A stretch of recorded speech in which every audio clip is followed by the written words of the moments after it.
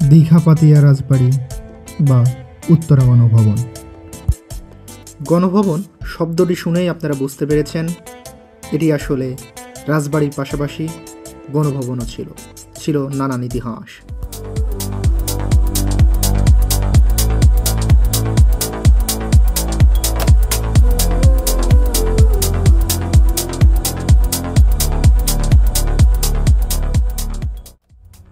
দর্শক, বাংলাদেশের যে কোনো প্রান্ত থেকে শুরুতেই চলে আসবেন নাটোর শহরে।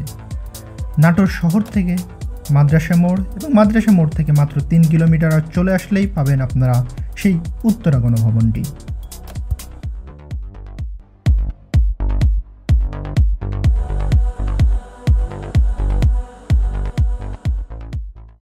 দর্শক, মূল ফটকে প্রবেশের পূর্বে জনপ্রতি 30 টাকা দিয়ে কেটে নিলাম টিকিট। আপনার চোখ তো থমকে যাবে এই মূল ফটকের উপরেই। এই ফটকের উপর রয়েছে একটি প্রকাণ্ড ঘড়ি, যা দুদিক থেকেই দৃশ্যমান। 7 দিনে মাত্র একবার চাবি দিলেও এখনও সঠিকভাবে সময় নির্ধারণ করতে পারে। এই ঘড়িটি ইতালির ফ্লোরেন্স থেকে আনা হয়েছে।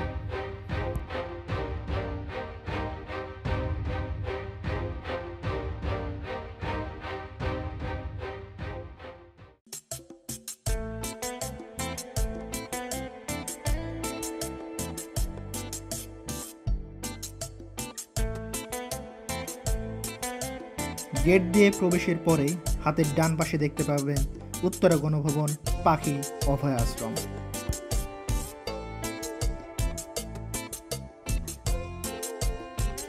সেই দিকে আর না গিয়ে আমরা সামনের দিকে এগোতে লাগলাম।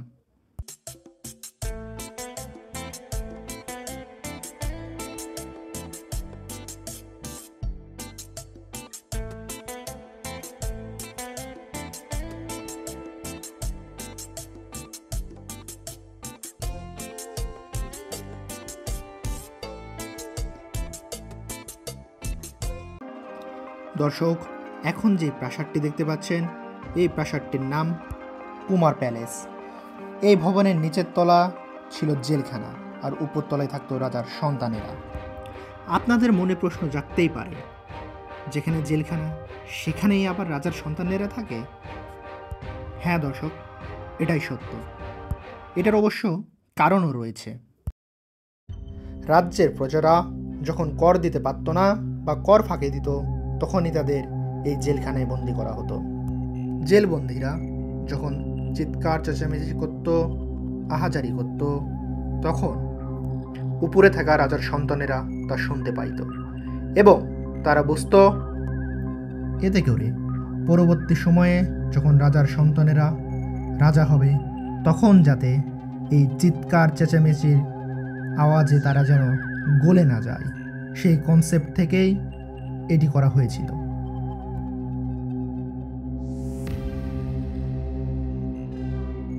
এটি সেই উপরের তলা যেখানে রাজার সন্তানেরা থাকত। মূলত এটা ছিল একটি রাজবাড়ি। এখানকার যে রাজা ছিল, রাজা দয়ারাম। দয়ারাম কোনো রাজবংশীয় সন্তান ছিল না, তিনি ছিলেন কৃষক পরিবারের সন্তান। 1700 শতকের শুরুর দিকে এ অঞ্চলে রাজত্ব করত পুঠিয়ার সর্বশেষ রাজা দর্পনারায়ণ। আবার দর্পনারায়ণের রাজকর্মচারী ছিল রাজা রামজীবন। তাকে বলা হয় নাটোর রাজা। নাটোর রাজা রামজীবন সিঙ্গার কলন গ্রামে নৌকা ভ্রমণে যান। সেখানে কিছু ছেলেদের পানিতে খেলা করতে দেখতে পান। সেখানেই দেখতে পান দয়ারামের বুদ্ধিদীপ্ত চেহারা এবং তাকে সাথে তার সাথে নিয়ে আসেন এবং রাজকর্মচারী হিসেবে নিয়োগ দেন। রাজা দয়ারাম তার বুদ্ধি, সাহসিকতা ও বিচক্ষণতা দিয়ে এ অঞ্চলে ভালোভাবে প্রতিষ্ঠা লাভ করে। তিনি বিভিন্ন যুদ্ধে জয়লাভের ফলে তাকে জমিদারি দান করা হতো, তার মধ্যে এটিও ছিল। দর্শক, বলে রাখা ভালো, এই বিশাল কমপ্লেক্সটির এরিয়া 45 একর।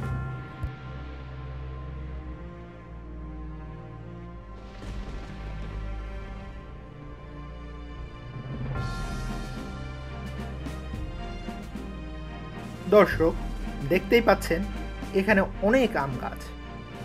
এই কমপ্লেক্সে 350টিরও অধিক আম গাছ রয়েছে।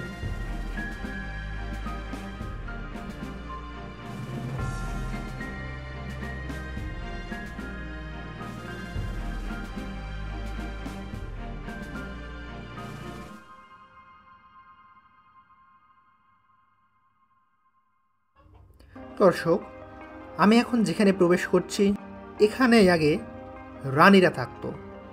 1897 সালের ভূমিকম্পে এই রানী মহলটি ভেঙে যায়। রাজা দয়ারাম 1736 থেকে জমিদারি প্রথা উঠে যাওয়ার আগ পর্যন্ত দয়ারামের প্রায় 7 জন বংশধর এখানে রাজত্ব করেছেন। জমিদারি প্রথা উঠে যাওয়ার ফলে দেনার দায়ে খাজনা দিতে ব্যর্থ হওয়ায় 1966 সালে পাকিস্তান সরকার এটিকে নিয়ে নেয় এবং 1966 সালে এখানে গভর্নর হাউস হিসাবে ঘোষণা করা হয়। দর্শক, এখন যে ঘাটটি দেখতে পাচ্ছেন এই পরীক্ষাগুলোর মধ্যে সবচেয়ে অন্যতম ঘাট এটি, কারণ রানী সবচেয়ে বেশি পছন্দ করতেন এই ঘাট এবং এখান থেকেই তিনি গোসল সারতেন। এই পরীক্ষাটিতে মোট 26টিরও অধিক ঘাট রয়েছে। রানী এই ঘাটেই গোসল করে বলে পশ্চিম দিকে যাতে রানী সূর্যাস্ত দেখতে পায় সেজন্যে উঁচু উঁচু বা বড় বড় গাছ লাগানো। ইতিপূর্বেই আমি বলেছি 1967 সালে পাকিস্তান সরকার এটিকে গভর্নর হাউস হিসেবে ঘোষণা করে। প্রথম গভর্নর হিসেবে আসেন মোনায়েম খলিল। মুক্তিযুদ্ধের পরে শেখ মুজিবুর রহমান এটিকে উত্তরা গণভবন নামকরণ করেন এবং 1980 সালের 17 নভেম্বর তৎকালীন প্রেসিডেন্ট জিয়াউর রহমান ঢাকার বাইরে প্রথম এই উত্তরা গণভবনে বৈঠক করে ইতিহাস সৃষ্টি করেন। পরবর্তী সময়ে খালেদা জিয়া, এরশাদ, শেখ হাসিনা এখানে মন্ত্রিসভার বৈঠক করেছিলেন।